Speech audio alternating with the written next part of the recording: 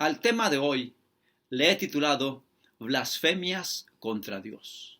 Y está basado en el capítulo 13 de Apocalipsis, los versículos 5 y 6, en los cuales encontramos que el tema sobresaliente de esos versículos son las blasfemias de la bestia contra Dios, contra su tabernáculo y contra los que moran en el cielo. Pero debo aclarar que el propósito principal de esos estudios no es criticar ni señalar a nadie, ni exhibir errores de ninguna organización. El propósito es afirmar la confianza en la Biblia como palabra inspirada de Dios. En segundo lugar, conocer los hechos históricos que han dado cumplimiento a las profecías de Daniel y Apocalipsis.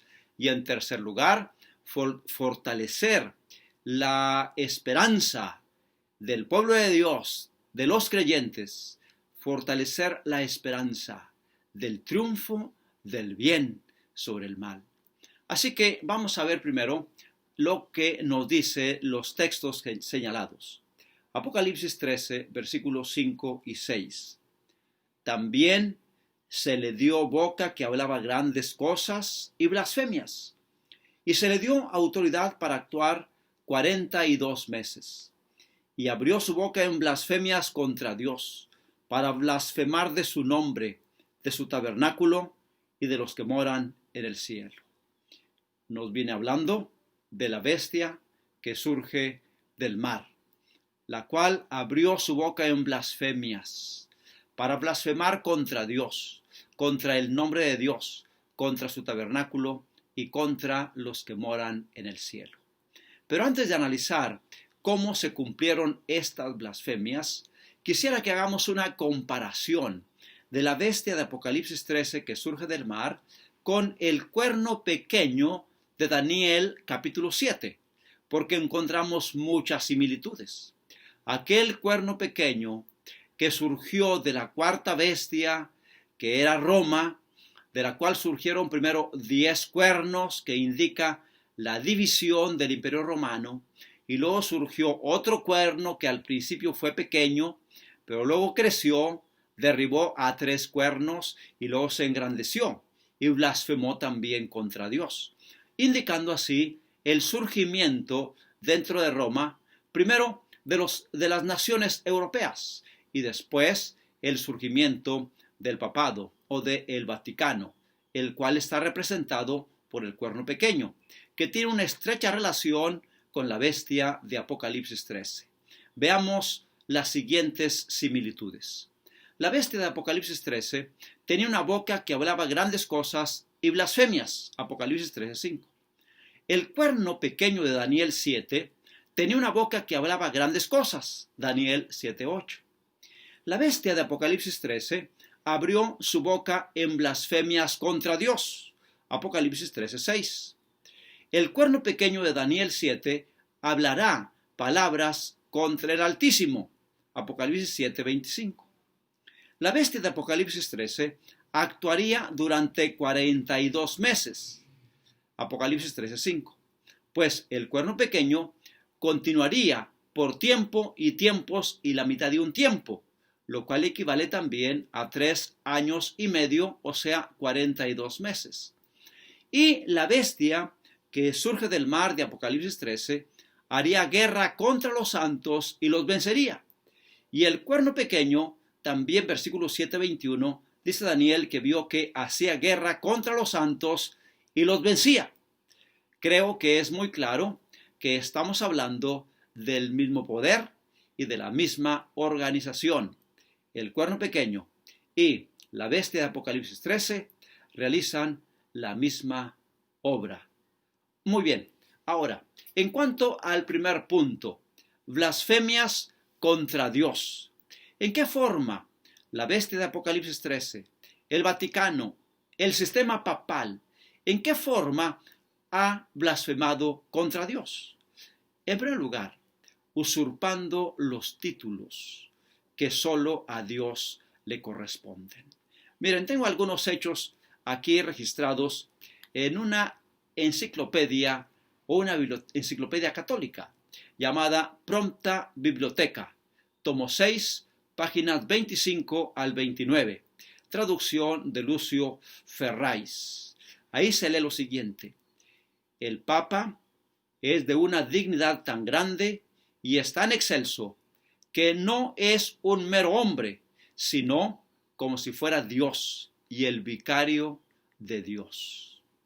Luego continúa diciendo: el Papa está coronado con una triple corona, como Rey del cielo y de la tierra y de las regiones inferiores. El Papa tiene tan grande autoridad y poder que puede modificar, explicar e interpretar aún las leyes divinas. Esto fue escrito por escritores católicos, hablando acerca de el poder y la autoridad del Papa.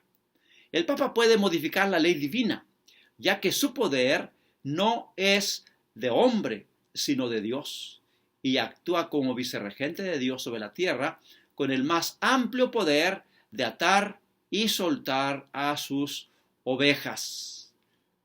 Y otro párrafo dice: cualquier cosa que se diga que hace el Señor Dios mismo y el Redentor, eso hace su vicario, con tal que no haga nada contrario a la fe, usurpando títulos, autoridad y acciones que solo le corresponden al Dios creador.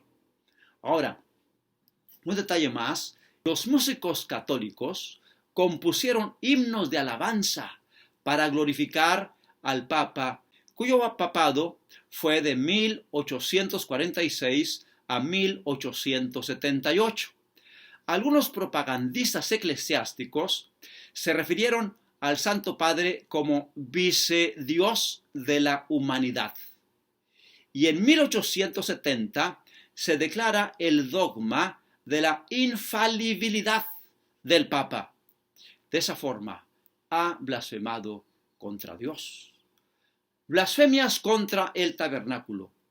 El segundo objeto de sus blasfemias es el tabernáculo. Este poder pretende establecer su templo en la tierra, desviando así la atención del pueblo del verdadero santuario en el cielo, el verdadero tabernáculo donde Jesús ministra como sumo sacerdote. Pero se desvía la atención del ministerio de Cristo en el santuario celestial, presentando santuarios terrenales en los cuales ministran sacerdotes humanos para realizar lo mismo que Jesús hace en el santuario celestial: la intercesión y la expiación, la intercesión por los seres humanos y la expiación del pecado. El ministerio celestial del sacrificio de Cristo no se tiene en cuenta, y en su lugar se pone el sacrificio de la misa. En esa forma se blasfema contra el tabernáculo. Y la tercera blasfemia, o el tercer objeto de blasfemias, es contra los que moran en el cielo. Los que moran en el cielo, una expresión para referirse a la divinidad y a todo lo que se relaciona con ellos en el servicio en favor de la humanidad. Esto también se ha cumplido en parte en la pretensión de la Iglesia Católica de tener poder para perdonar pecados, y también al atribuir a María poderes y virtudes que solo pertenecen a Cristo Jesús. De esta manera, la mente de los adoradores es desviada de la obra mediadora celestial de Jesús y dirigida al confesionario en la tierra. En esta forma se blasfema contra los que moran en el cielo. Pero además, hay otra expresión que encontramos, otro párrafo que encontramos en la Prompta Biblioteca, tomo 6, página 27, en donde leemos lo siguiente: en verdad, la excelencia y el poder del romano pontífice no es solamente en la esfera de las cosas celestiales, de las terrenales y de las regiones inferiores, sino aún sobre los ángeles, sobre quienes él es más grande. Lucio Ferraris, Papa II, Prompta Biblioteca, tomo 6, página 27. Esto presenta con claridad cómo lo que está aquí anunciado en Apocalipsis, de que blasfemaría contra el nombre de Dios, contra su tabernáculo y contra los que moran en el cielo, se ha cumplido con exactitud en la obra que realiza el Vaticano. Específicamente, el Papa o los papas, lo que han hecho a través de la historia. Por lo tanto, quiero asegurar que las profecías de Apocalipsis se han cumplido y que la bestia de Apocalipsis capítulo 13, sin duda, tal como lo hemos venido confirmando, se refiere al Vaticano. No nos referimos a ningún personaje en particular, a ningún papa en particular, porque muchos de ellos podrían ser personas muy piadosas, pero al sistema. Nos referimos al sistema papal, que ha establecido todas estas declaraciones y que ha hecho realmente ataques en contra de Dios, en contra de la intercesión de Cristo en el santuario celestial, al colocar intercesores humanos y también en contra de los que moran en el cielo.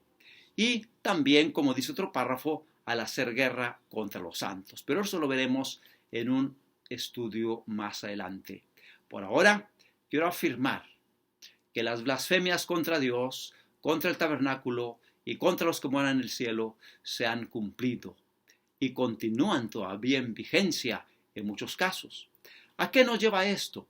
A saber que el pueblo de Dios, que guarda los mandamientos de Dios y tiene el testimonio de Jesucristo, el pueblo remanente señalado en Apocalipsis 14, sigue siendo atacado por la Iglesia católica, apostólica y romana.